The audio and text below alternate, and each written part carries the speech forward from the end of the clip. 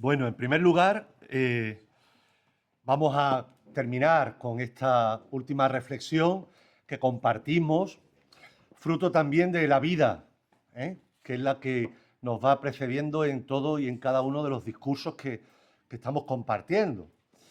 Y reclamamos ahora la atención un poquito sobre, después de haber hablado, Miguel Ángel, sobre los criterios de discernimiento, los perfiles, todas estas cuestiones que nos ha planteado acerca de la parroquia misionera, del perfil que tiene que tener, apuntando esas notas tan importantes que nos ha subrayado y que también nos han explicado, pues vamos a intentar acercarnos al perfil del sacerdote que necesitamos para que el sujeto que predica pues pueda hacerlo lo mejor posible.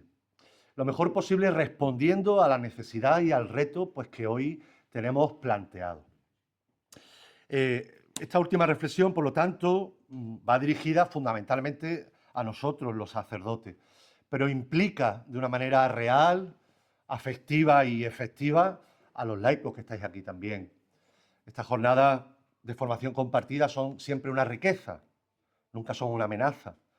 Primero porque cuando se toma conciencia de nuestro bautismo, descubrimos que todos somos el pueblo de Dios, también los sacerdotes. Yo quisiera empezar dando gracias a Dios. Habéis comentado entre pasillos que os está sirviendo estas jornadas para hacer examen de conciencia. Pero ese examen de conciencia debe de partir de la gratitud. Vamos a dar gracias a Dios en este comienzo por vuestra vida sacerdotal, también por vuestra vida como laicos, religiosos, hay aquí algunos religiosa. Porque lo que intentamos ser y hacer cada día responde a una llamada que todos sentimos en nuestro corazón hace mucho tiempo, poco tiempo, y que nos configuró precisamente para ser pastores, para ser de Jesús y para ser enviados a la misión. Cuando nos ponemos delante del Señor con nuestras pobrezas, con nuestras debilidades, también con nuestros retos, nuestros deseos profundos, nunca dejemos de agradecer todo lo que Dios hace con nosotros. Es muy importante. Porque así reconocemos que la primacía, esta palabra que ha salido tanto, es del Señor. Nos primerea, nos conduce, nos atrae, nos seduce, nos renueva. Y por eso la anhelada renovación que pongamos ahí al principio en la introducción, la anhelada renovación de toda la Iglesia, nos ha recordado el Concilio Vaticano II en el proemio de la Opta Tantos Eius, la anhelada renovación de toda la Iglesia depende en gran parte del ministerio de los sacerdotes, animados por el Espíritu de Cristo. Pues arrancamos desde aquí, de esta anhelada renovación, que queremos en esta mañana al menos estructurar, sin agotar todos los temas, sin abarcarlo todo, pero que queremos estructurar a raíz de todo lo que hemos escuchado, reflexionado y compartido juntos desde ayer por la mañana.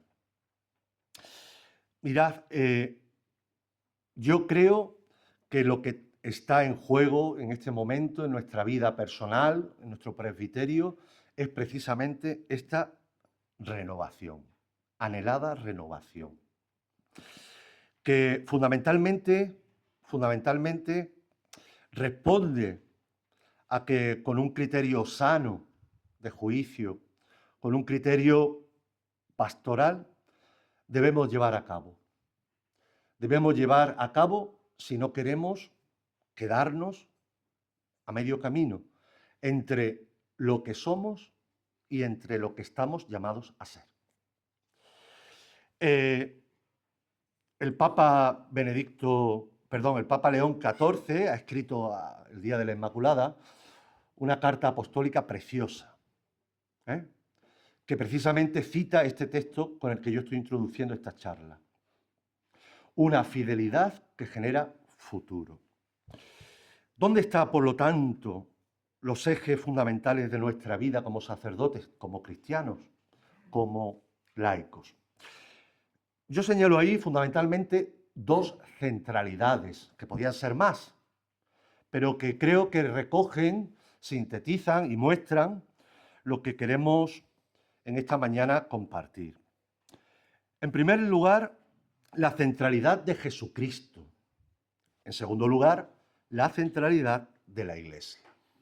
Nuestra renovación, por lo tanto, pasa para querer ser, de alguna manera, un sacerdote en clave misionero o en clave misionera, pasa por centrarnos, centralizarnos.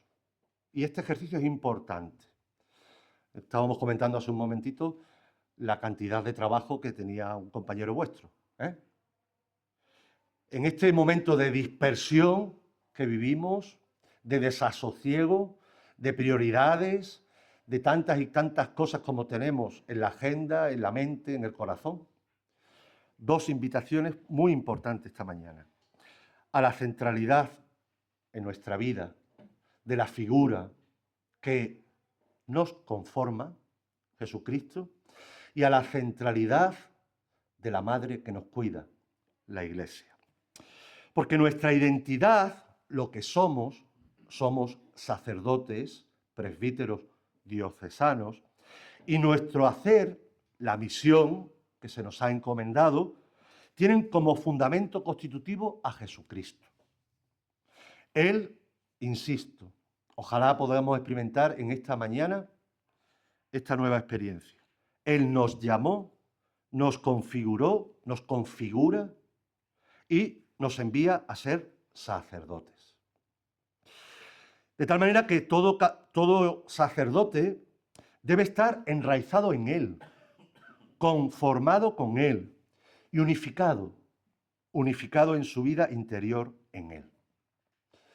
Poniendo este presupuesto, que ojalá todos vivamos o intentemos vivir, se despliegan como tres grandes dimensiones que no podemos dejar de al menos cuidar o reflexionar en nuestra vida, que bien también les sirven a los laicos que están aquí.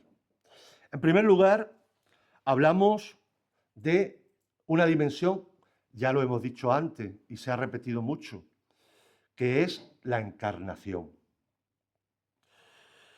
Estamos viviendo en nuestros días lo que algunos sociólogos llaman, y algunos teólogos también, ¿no?, la escisión antropológica.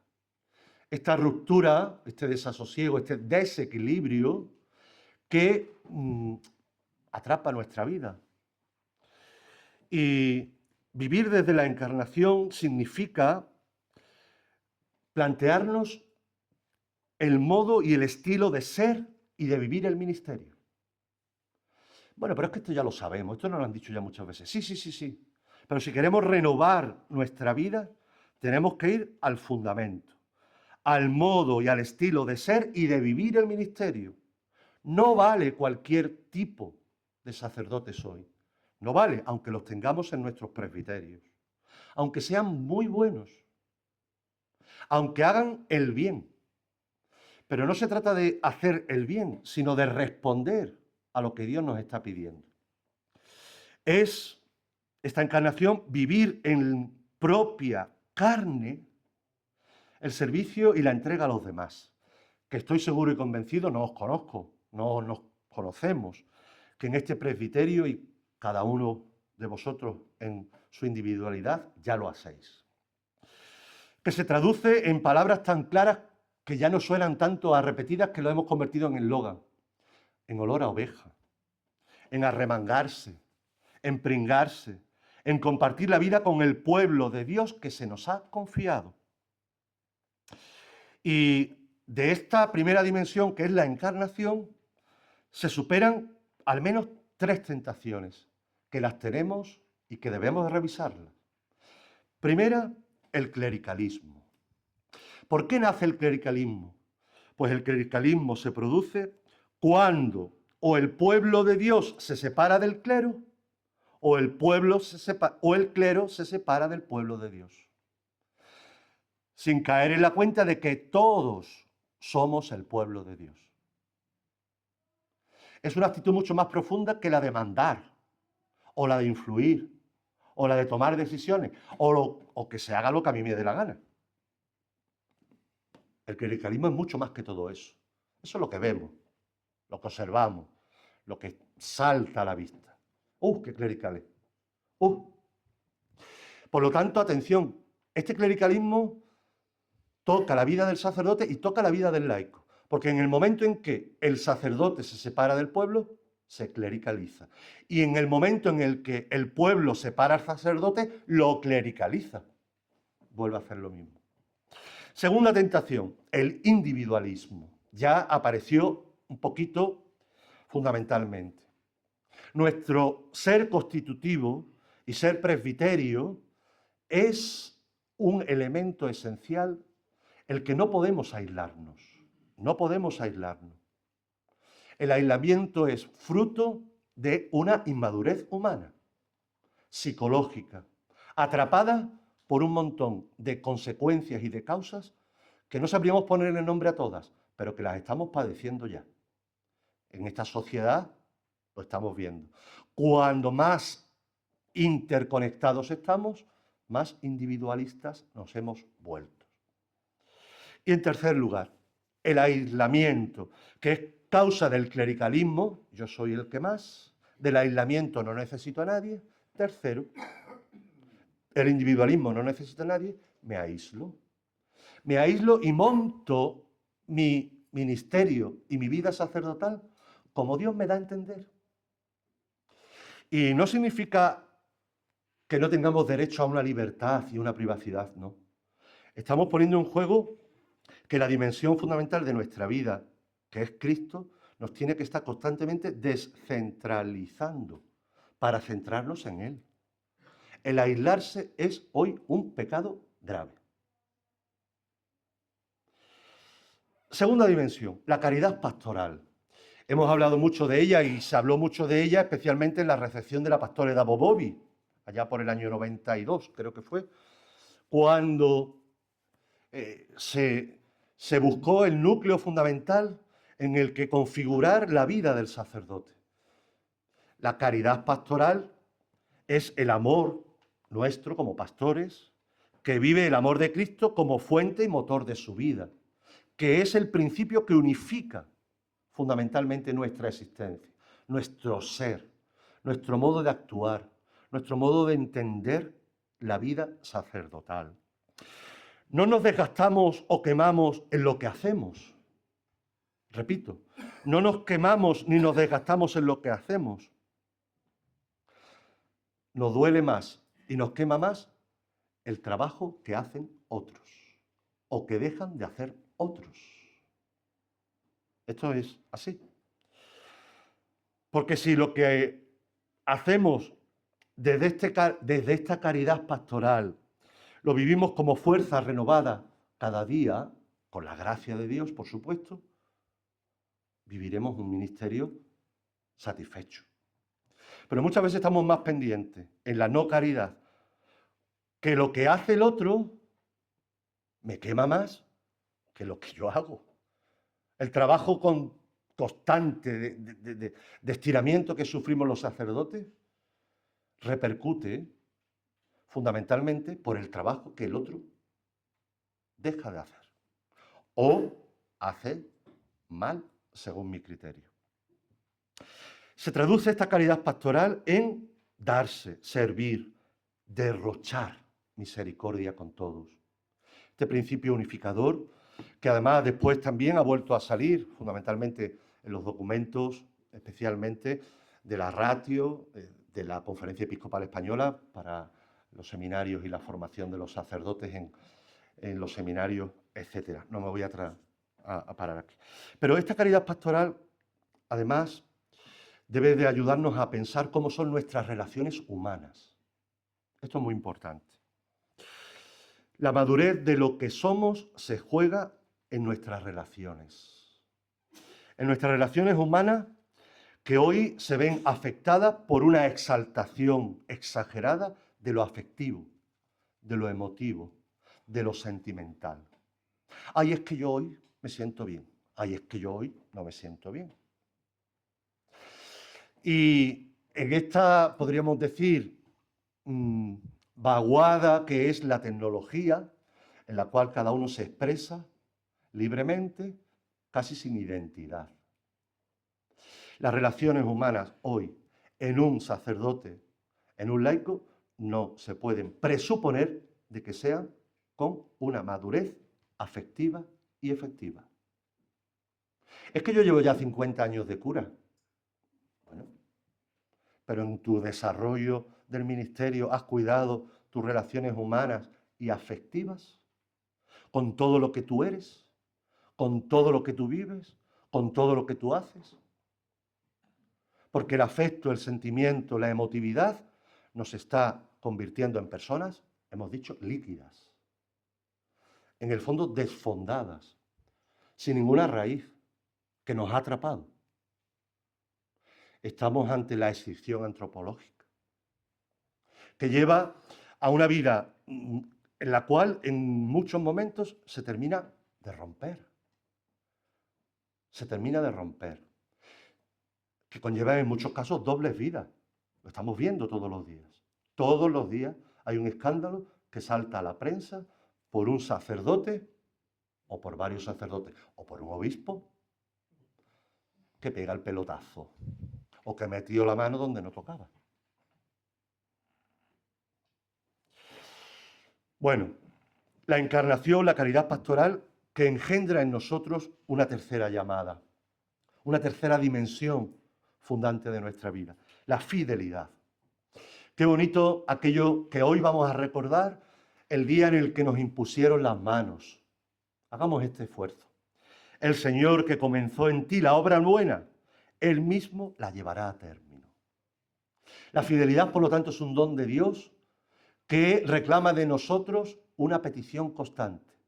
Señor, que yo sea fiel.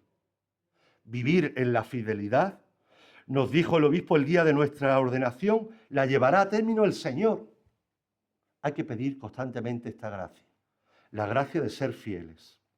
Implica, por lo tanto, reconocer que la gracia que hemos recibido como un don de Dios, a pesar de nuestra debilidad y nuestra fragilidad, se mantiene. La gracia se mantiene. No la estropeemos. Está llamada a ser una fidelidad creativa. Importante esto. Fidelidad creativa. Allí hablamos de procesos generativos. La fidelidad creativa es aquella que es capaz de inventarse y recrearse buscando nuevas formas de ser. Y esta fidelidad, nos dice el Papa León XIV, preciosa, esta carta apostólica que invito a leer y a releer. Le pasaré a Sergi, que me ha pasado el vicario general de Salamanca, Tomás, me ha pasado una guía de lectura muy bonita, muy bien hecha para poderla trabajar. Esta fidelidad genera futuro. Futuro. ¿Que cómo será el futuro? No lo sabemos. Lo estamos intuyendo. Nos sobran diagnósticos. Se traduce esta fidelidad que genera futuro en paciencia. Paciencia. El presentismo y la dictadura del presentismo hoy nos mata. Lo queremos ya todo aquí y ahora. Nos mata. Vivimos en una ansiedad constante yo lo llamo así, la dictadura del presentismo. Es que te acabo de mandar un WhatsApp y no te ha llegado el mensaje y ya te está llamando. Mira que te acabo de mandar un WhatsApp. Chiquillo, pero si es que el mensaje viene todavía de camino. Hijo mío, espérate que lo abra. Y nos controlan a la hora que nos acostamos. ¿Estás en línea? A la hora que nos levantamos. Es todo. Esta es la dictadura del presentismo, ahora aumentada por toda la tecnología. Bueno, ya no vamos a hablar de la inteligencia artificial. Eso ya no vamos a entrar. Eso ya da para un mes de reflexión, porque entre otras cosas yo tampoco entiendo mucho de eso.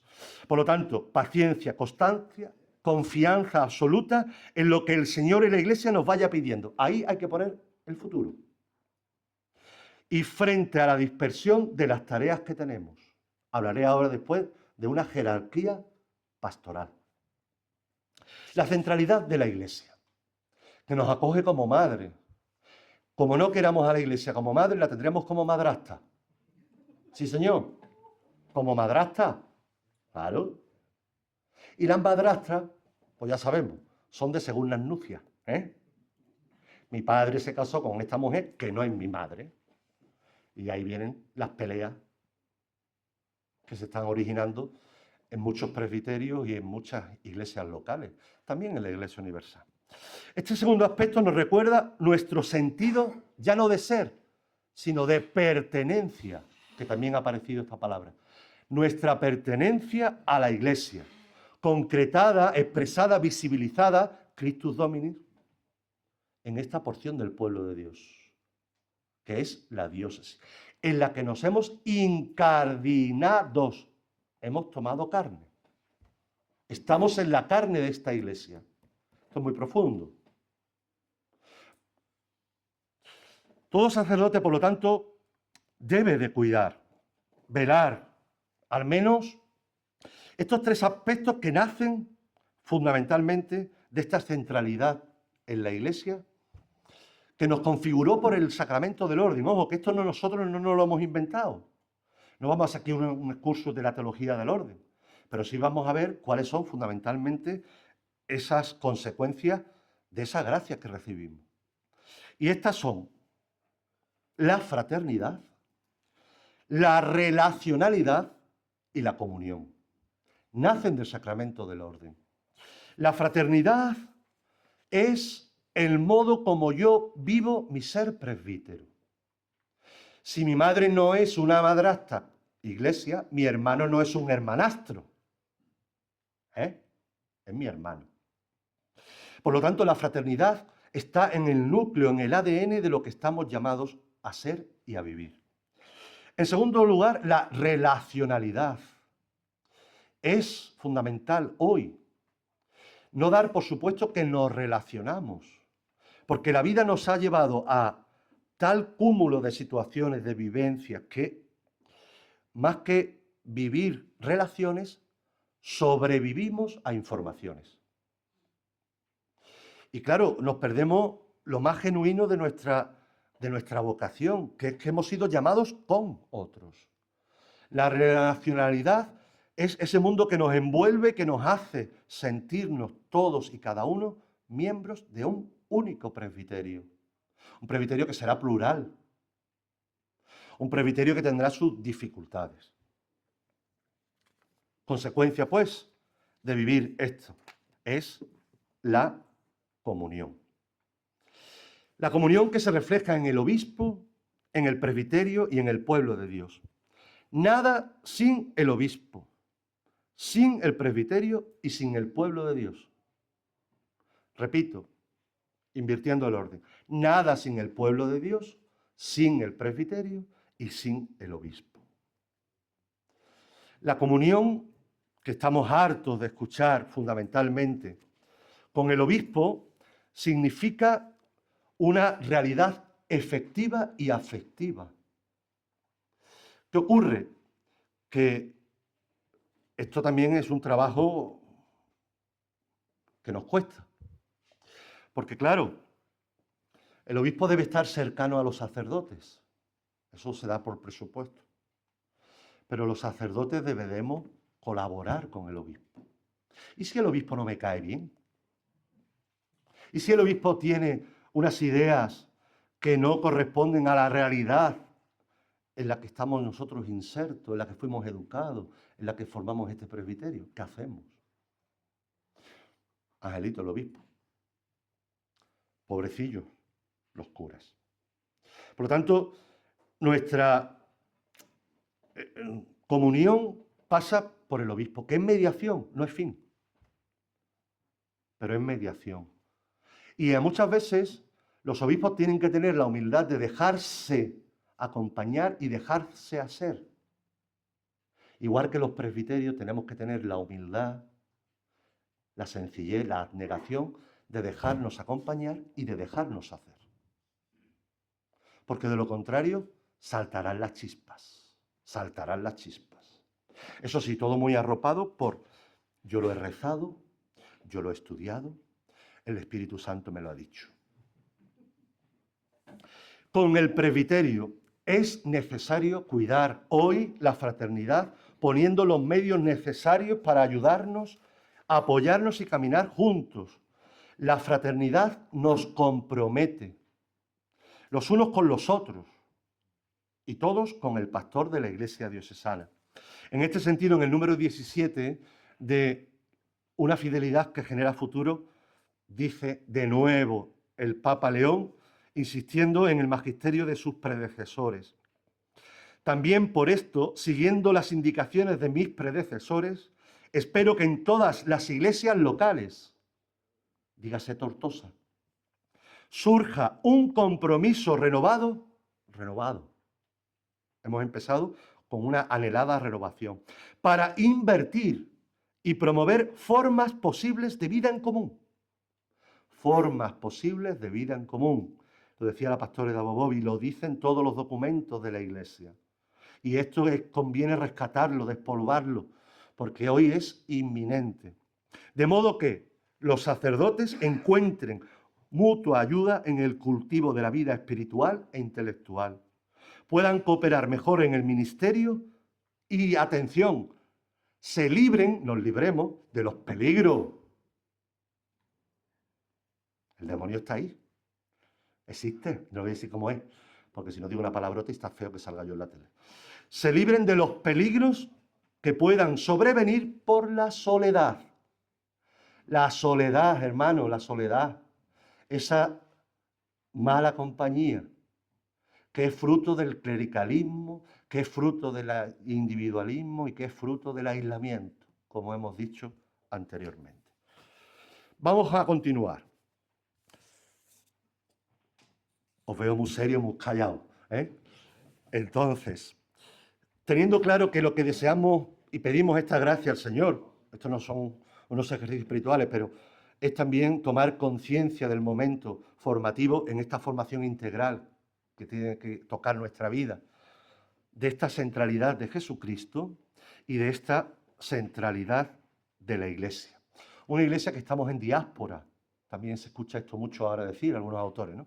La Iglesia que está en diáspora. En esta realidad de Iglesia que tenéis aquí, tan viva, tan bella, tan acogedora, tan cercana, tan sencilla. Pues en esta Iglesia estamos llamados a recentrar nuestra vida en Jesucristo y en nuestro ministerio.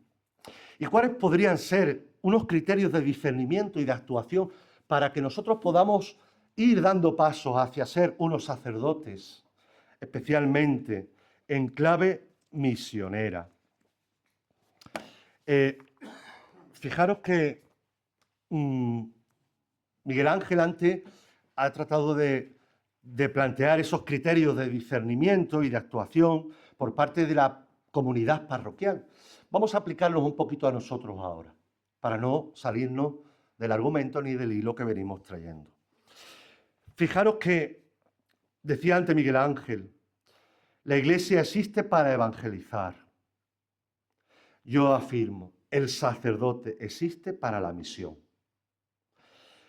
La centralidad de la misión exige de nosotros la conversión personal y pastoral, con un cambio radical de actitud, de cabeza, corazón y actuación. No podemos avanzar en nuestras llamadas a salir siendo sacerdotes misioneros si no cambiamos el corazón, la cabeza y la actuación, la mentalidad, la actitud y la actividad. Necesitamos sacerdotes que ayuden a hacer estos procesos que se han enumerado antes, que los favorezcan, que los inicien y que comiencen a llevarlos a cabo. Y no sacerdotes que los entorpezcan, los cuestionen o pongan palos en las ruedas que impidan avanzar. Y en todos los presbiterios, os digo sinceramente, dos caricaturas que suelen existir. La primera, aquellos que todo lo quieren arreglar con lo espiritual. Todos. Es que rezas poco, es que necesitas un acompañamiento, es que yo creo que estás muy disperso, es que deberías de hacer más liturgia de las horas, te deberías de confesar. Lo arreglan todo con la oración de los ojos vueltos y el incienso. Y venga incienso. Me han preguntado antes, ¿tienes preparado el incienso? Digo, estamos encendiendo las pastillas, le he dicho ya. Sí, es algo que nos caracteriza a todos. Porque en el fondo, espiritualizar nuestra identidad no es sino la tentación de llevarla a un radical espiritualismo, que no tiene nada que ver con la identidad y con la espiritualidad del sacerdote. No tiene nada que ver. Es una huida hacia adelante, el espiritualismo, porque desencarna a la persona. Lo hace vivir en un mundo de las ideas, fuera, donde jamás podrá dar un paso para convertirse. El espiritualista no es el que más reza, ni el que más incienso se pone, ni el que más cumple la rúbrica del misal romano, con la letrita en rojo que no la leemos ninguno. A no ser que sea una celebración extra, ¿eh? No sé si los obispos la leerán, como tienen un ordo particular, ¿eh? Pero bueno.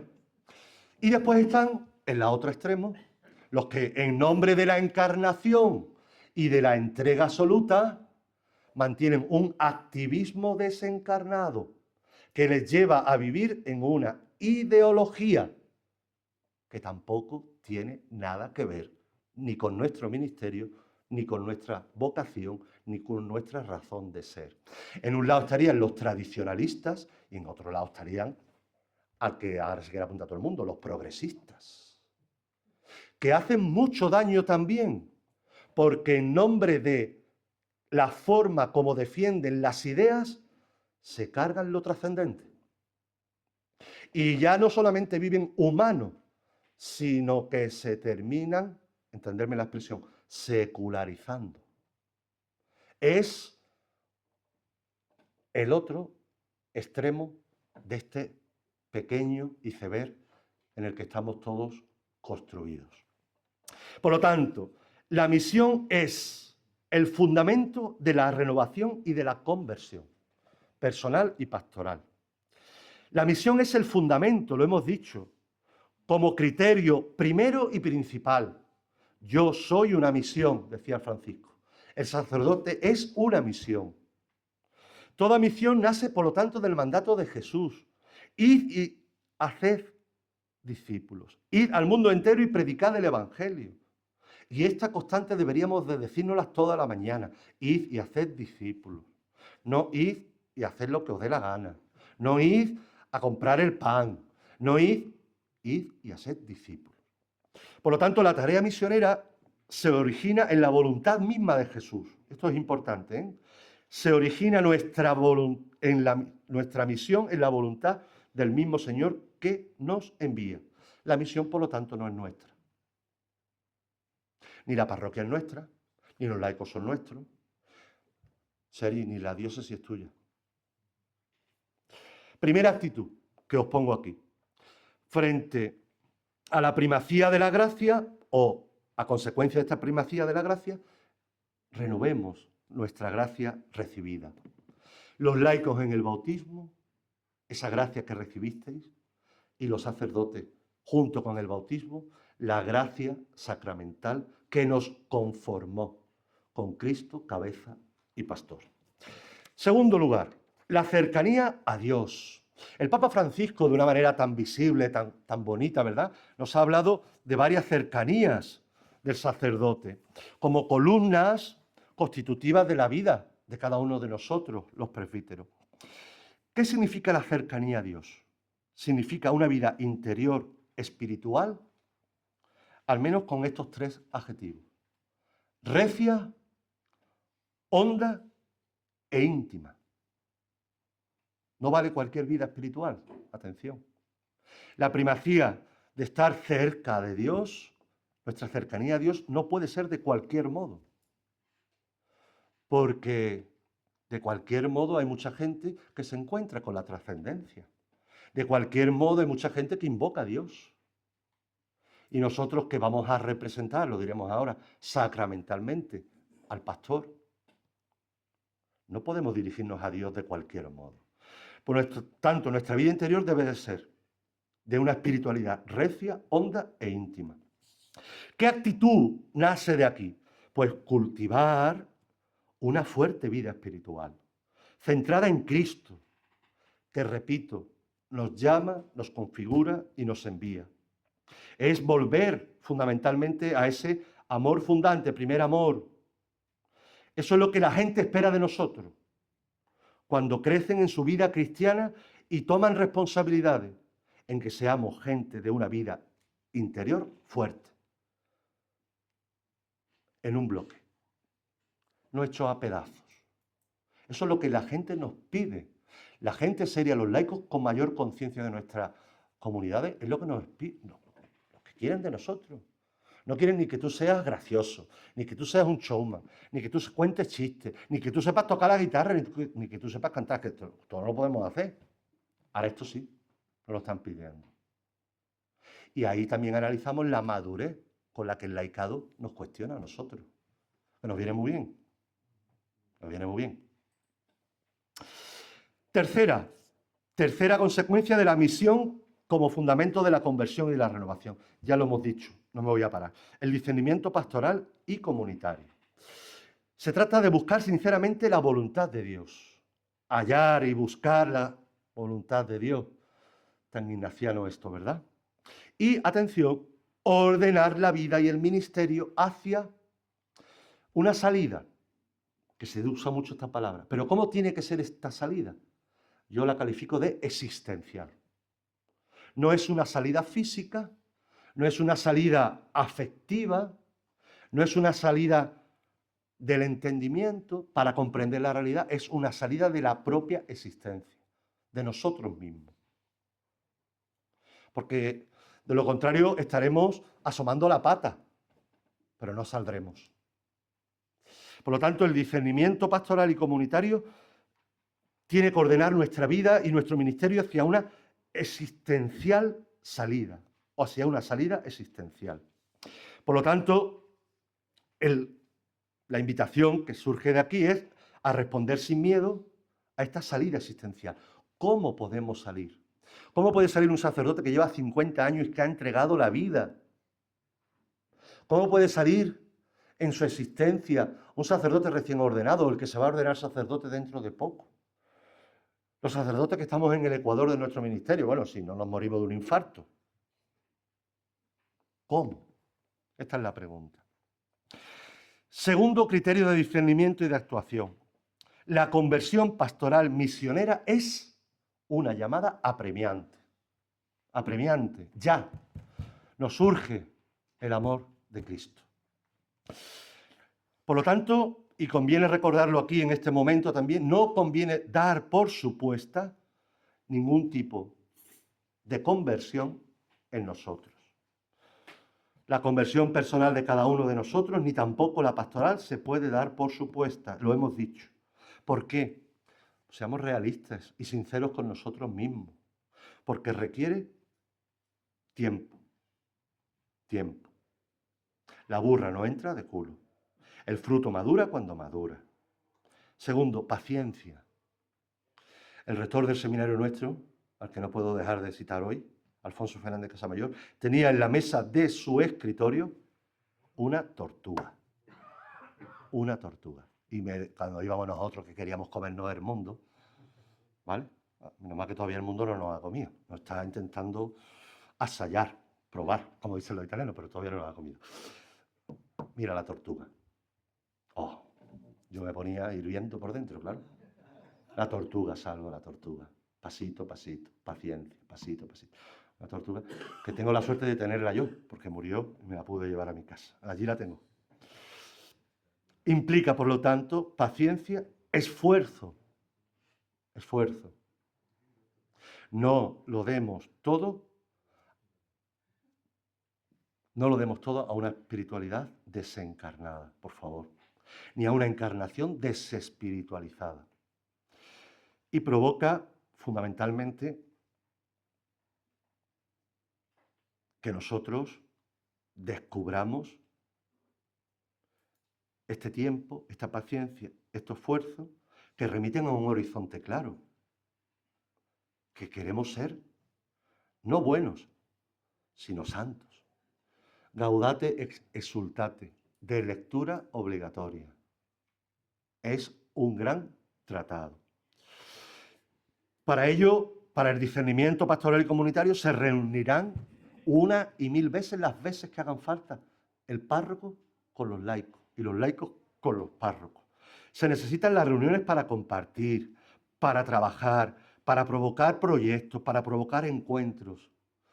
Una reunión sirve. Yo suelo decirle a mi gente cuando se reúnen muchas veces, aquí tenemos la manía de reunirnos para ver cuándo nos vamos a reunir. Pero es verdad que son necesarias si queremos ayudarnos fundamentalmente. Y esta conversión pastoral y misionera significa 3 llamadas. Al permanente estado de misión, que ya ha salido, pero lo vamos a aplicar a nosotros. A la permanente reforma de sí por fidelidad a Jesucristo.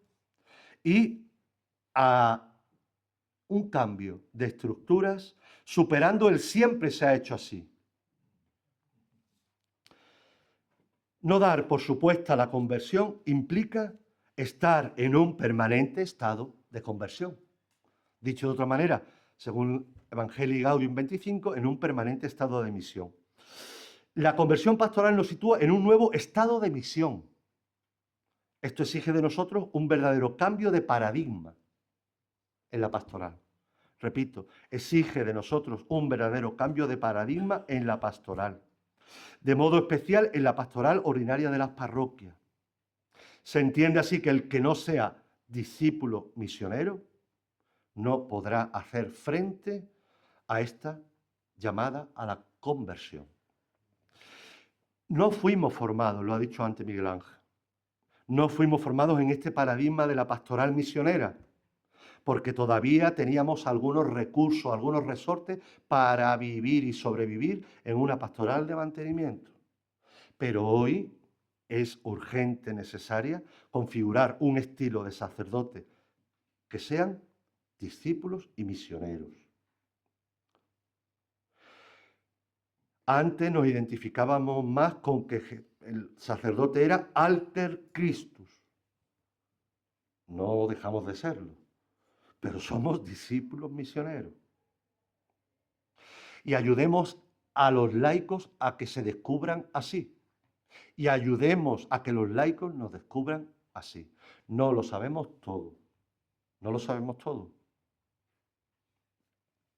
Vivir como discípulos misioneros implica la primera actitud con estos medios, que los conocemos ya. La oración personal y comunitaria, los sacramentos, la Eucaristía, la confesión, la meditación de la palabra, la caridad pastoral y atención. Si queremos no equivocarnos, es necesario la formación permanente integral que ha salido aquí. Otra vez, sí. El problema que estamos teniendo en muchas diócesis con el clero joven, recientemente ordenado en los últimos 5 o 10 años, es que ya, sin mala intención, sin mala intención, no son capaces de descubrir la necesidad de esta formación permanente integral. Ya lo saben todo. Y no necesitan ni, por supuesto, ni a la charla, ni... Esto es una omisión que deberíamos de notarlo en el sueldo. Sergi, el que no trabaje, no le pague. Claro, que no vaya a las reuniones, que no cobre. Si un empleado no va a trabajar, ¿qué hace? Claro, pero nosotros tenemos la paguita asegurada. La tenemos asegurada. Y aquí el que más y el que menos tiene su ahorrito. El dinerito metido en la cartilla. Por si me pongo viejo. Por si me hace falta un coche. Por si. La formación permanente integral. No estamos en misión si no se supera el derrotismo, la comodidad, el conformismo, el miedo, el bloqueo y el apego a las riquezas. No estamos en la misión, Estamos en otra página. Estamos en otra cosa, por muy buena voluntad que tengamos. Porque podemos orinar agua bendita. Pero si estamos derrotados, instalados en la comodidad, en el conformismo, en el miedo, en el bloqueo.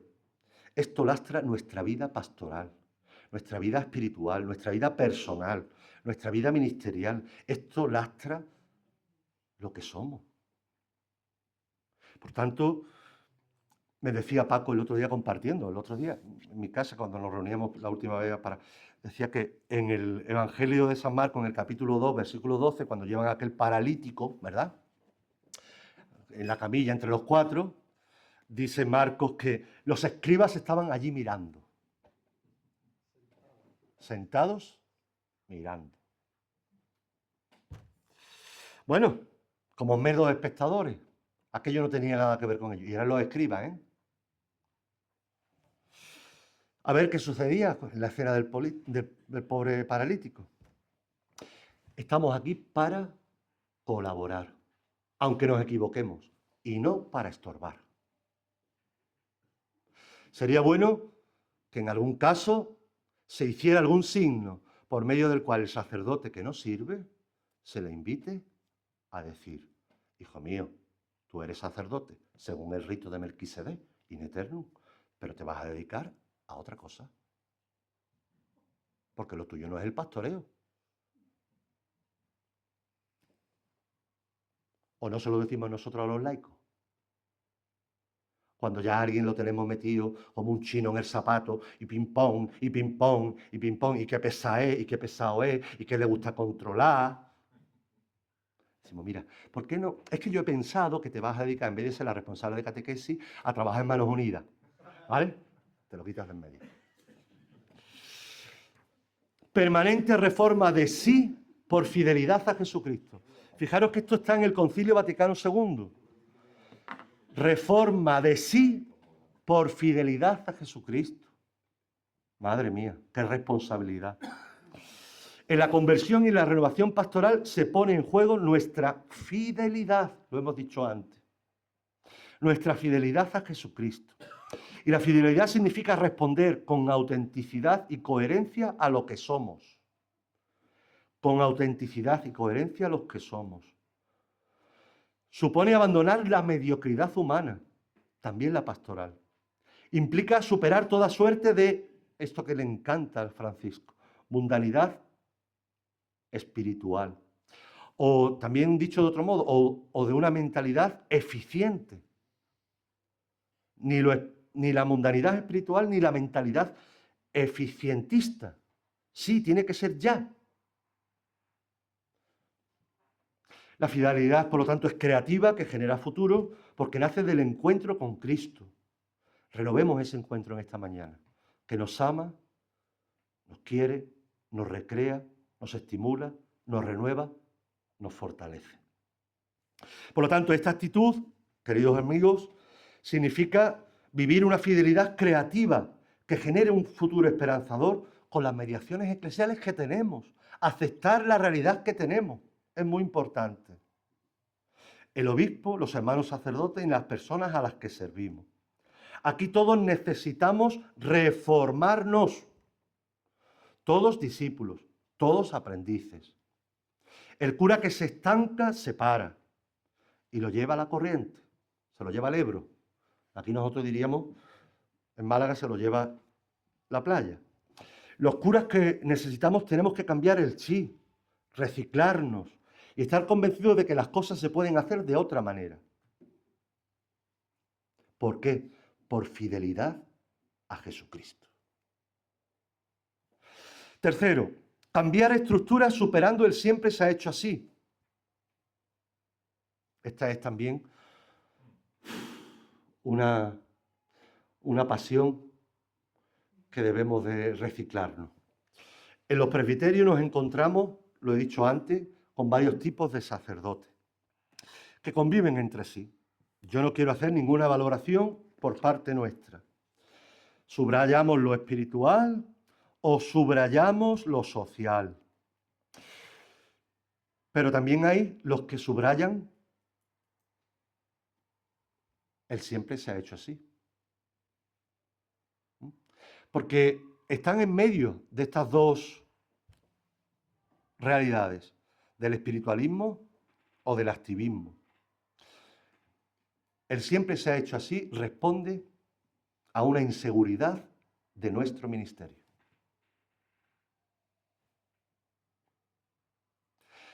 Como esto ha funcionado y no me ha desinstalado, sigamos haciendo lo que se haga. Claro, para provocar en mí una tensión de inseguridad, de no controlar las situaciones, hagamos lo que siempre se ha hecho. Es que aquí todos los años, el día de la Virgen del Carmen, el cura se subía en la barca para irse con los marineros. Es que siempre se ha hecho así. Bueno, por lo tanto, ¿qué es la propuesta? ¿Cuál es la propuesta para superar el siempre se ha hecho así?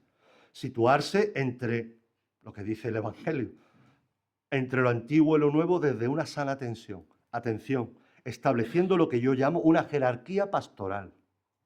Jerarquía pastoral para superar el siempre se ha hecho así. Jerarquía significa una cronología de cosas que son de la más importante a la menos importante. Y esto es muy sencillo hacerlo, que nos evita el inmovilismo y que permite la apertura a nuevos cambios en las estructuras. ¿Qué es lo verdaderamente importante que no puedo dejar de hacer? Pedir el don y la ayuda para hacerlo de manera creativa, y lo demás está en un segundo plano. Está en un segundo plano. No podemos hacerlo todo. No lo vamos a hacer todo, ¿eh? Haremos un poquito. Y no todo está al mismo nivel. No está todo al mismo nivel. Pensemos cada uno cómo tiene organizada su vida, pero pensemos cada uno cómo tiene organizada su parroquia. No está al mismo nivel. No está al mismo nivel. No voy a poner ningún ejemplo, pero para que pensemos aquellos elementos en los cuales nos ocupamos la mayoría de nosotros el tiempo y que sirven para poco. Hagamos un esfuerzo por esa jerarquía pastoral, que en definitiva será una jerarquía de nuestra propia vida. ¿Qué es lo realmente importante? ¿Y qué es lo secundario? Desarrollar, por lo tanto, una jerarquía de acciones que sean revisables, evaluables, consensuadas entre todos. La conversión personal lleva a tomar decisiones en la pastoral de conjunto, hemos dicho antes. Significa ponernos de acuerdo, significa ceder, valorar lo realmente importante y necesario. Si dos se ponen de acuerdo, al menos dos se ponen de acuerdo en la tierra, dice Jesús en el discurso eclesiológico de Mateo, también lo referíamos el otro día, pero bueno, ponernos de acuerdo. Lo importante es que se pongan. No se da por hecho que se pongan en esta jerarquía de entender nuestra vida personal y pastoral. Avanzo más rápidamente. La sinodalidad es el estilo de caminar y trabajar juntos. Bueno, lo he dicho fundamentalmente no vamos a centrarnos aquí porque de la sinodalidad vais a hablar, y de lo que se trata es de cuidar esas otras tres cercanías de las que antes hablaba Francisco. La cercanía al obispo, a los hermanos sacerdotes y a los laicos. La cercanía y colaboración con el obispo es mutua y a la vez cercanía y colaboración de todos con los laicos. Aquí no me voy a detener.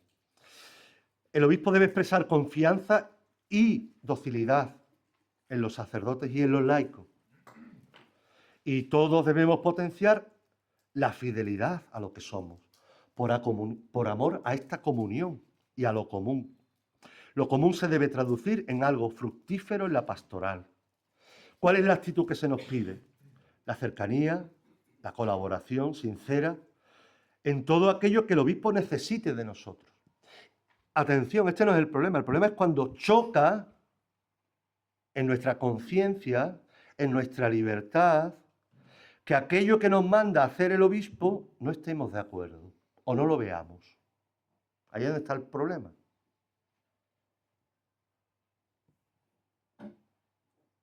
O al revés.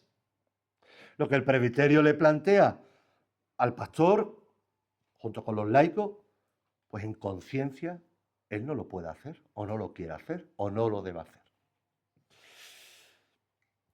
Los hermanos no los elegimos, los laicos no los elegimos. Tenemos que saber caminar, ceder, ayudarnos, compartir, ¿eh? Y evitar cualquier atisbo de, volvemos a decir, protagonismo. Estas tres cercanías nos ayudan a ser muy humildes. Porque el Señor, ¿a qué nos va a pedir? Lo que hayamos hecho. No nos va a pedir lo que no nos corresponda hacer. Y la responsabilidad no es la mía. Hay muchos curas que juegan a ser obispos, en la diócesis. Sí. Pero tú no eres el pastor. Tú colaboras íntimamente. Tú no eres el obispo. El obispo tienes... Al obispo lo examinarán del amor y de todo lo que haya hecho. Pero, atención, también muchos laicos juegan a ser pastores. Y muchos pastores jugamos a ser laico y obispo. Niño, tenemos una esquizofrenia horrorosa. Vamos, yo no sé vosotros, pero bueno, nos volvemos más aras. ¿Veis? Si a cada uno su misión y a cada uno su responsabilidad, como en círculos concéntricos. Esta imagen es muy bonita y muy habitual. Círculos concéntricos. No juegues a ser lo que no eres. Ni lo busques. Porque ahora ya nos vemos un poquito... Bueno, ahora decíamos antes que los cargos son cargas, ¿eh? Hoy el más inteligente y el más bueno no quiere que le caiga nada. ¿Eh? Antiguamente, o hasta hace unos años, todos pegaban el... A ver, que yo estoy aquí, que yo valgo mucho, que me valoren, que sin mí no podéis hacer nada. ¿Eh? Y creamos estructuras en los presbiterios con el obispo y los laicos de gente que están 35 años en un puesto. Pero bueno, o 25 años en una misma parroquia. Y entonces ya, claro, el que venga de atrás necesita 10 años. Esto pasa en mi diócesis, yo no sé aquí. ¿Eh? Eso sí, todo muy espiritual, muy pastoral, todo muy justificado. Porque para que justifiquemos, nosotros tenemos una capacidad para autoengañarnos impresionante. Ahora, olemos, olemos. El olfato del pueblo de Dios. El sensus fidelium, eso. Esta cercanía con el obispo, con el presbiterio y con los laicos nos hace muy humildes, muy humildes. Y atención, el camino de la iglesia es el camino del despojo. El camino nuestro es el del despojo. Yo he tenido, por suerte, comparto esta experiencia, ¿no?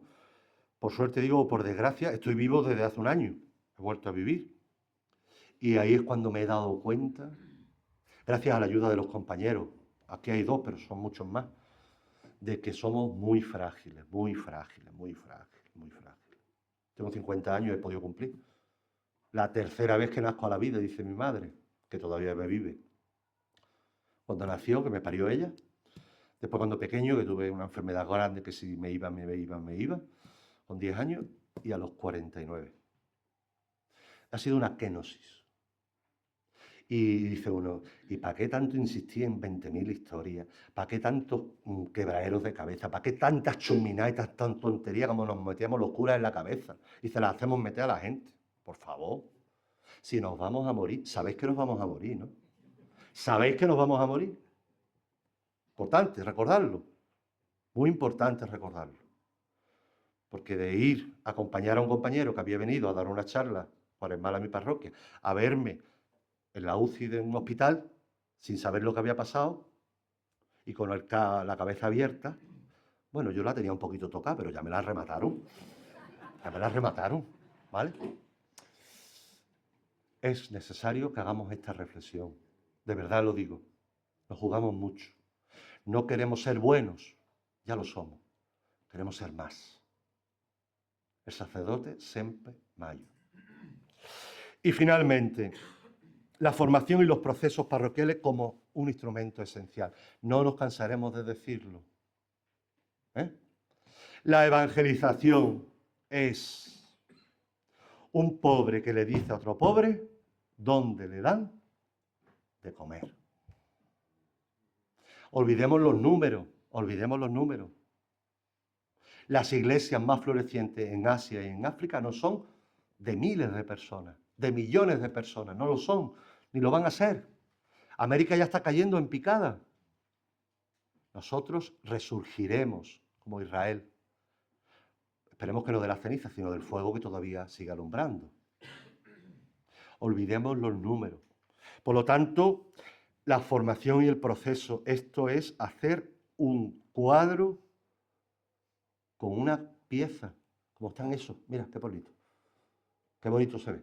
Pero eso tiene una trabajera. El primer anuncio hay que valorarlo y potenciarlo. No lo podemos dar, por supuesto, en nosotros. Voy terminando. Esto es muy importante. El primer anuncio tiene que estar encadenado hacia, fundamentalmente, con los diversos métodos que tenemos, que habría que estudiarlos, no valen todos, sobre todo no valen aquellos métodos, señores, que después no propicien un proceso. Lo ha dicho antes muy bien Miguel Ángel. Porque nosotros no estamos llamados a calentar a la gente. La gente se calienta sola. Estamos llamados a acompañar procesos.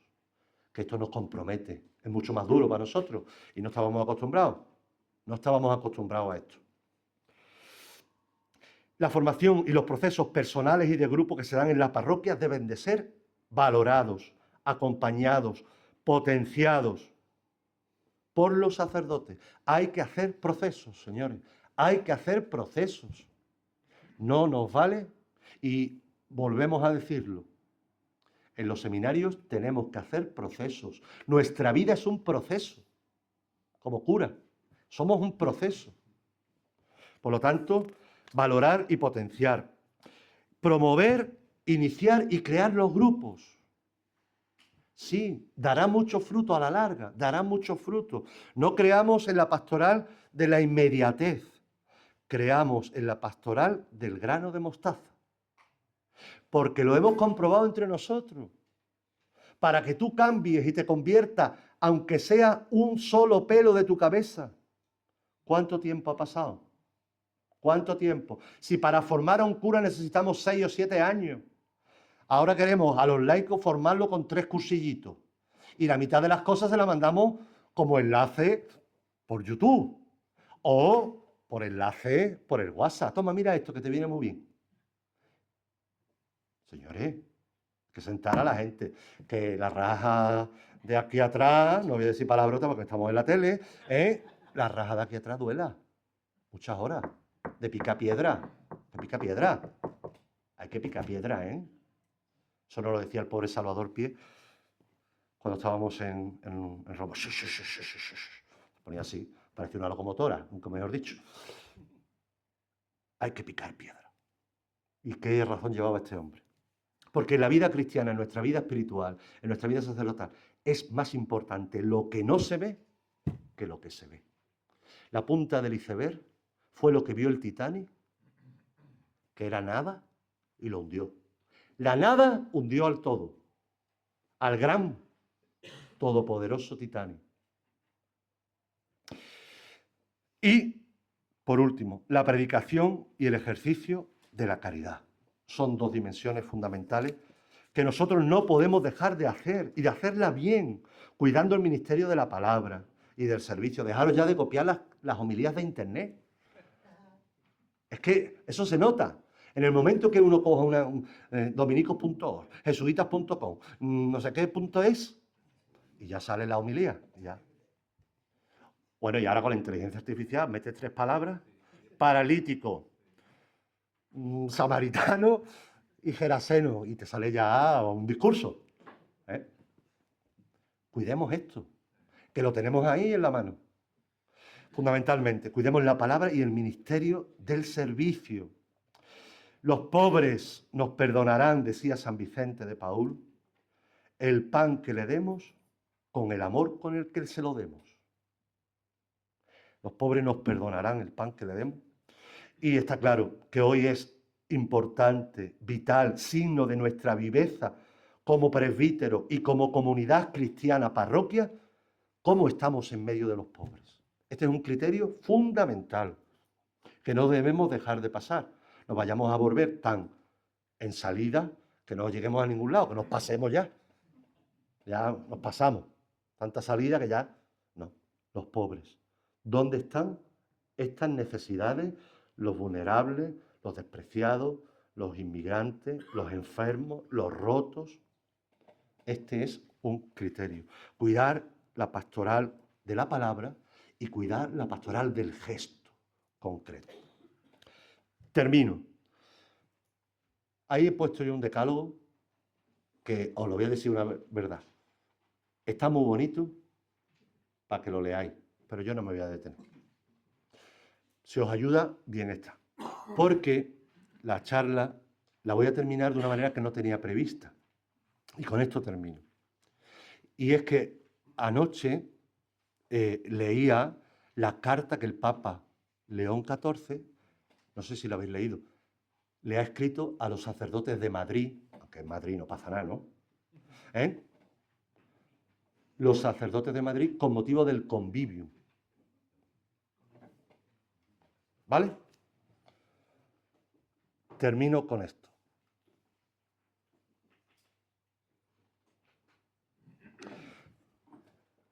Lo dice el Papa León, pero yo lo hago mío y lo comparto con vosotros con mucho cariño, con mucho respeto. Me merecéis todo mi respeto.